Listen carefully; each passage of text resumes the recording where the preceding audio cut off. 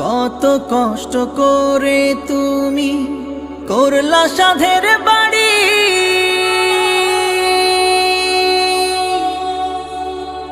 সেই বাড়িতে ঠাঁই হবে না, যাইতে হবে ছাড়ি।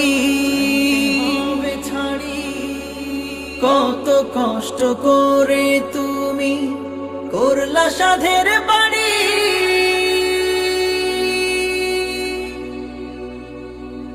সেই বাড়িতে ঠাঁই হবে না, যাইতে হবে ছাড়ি।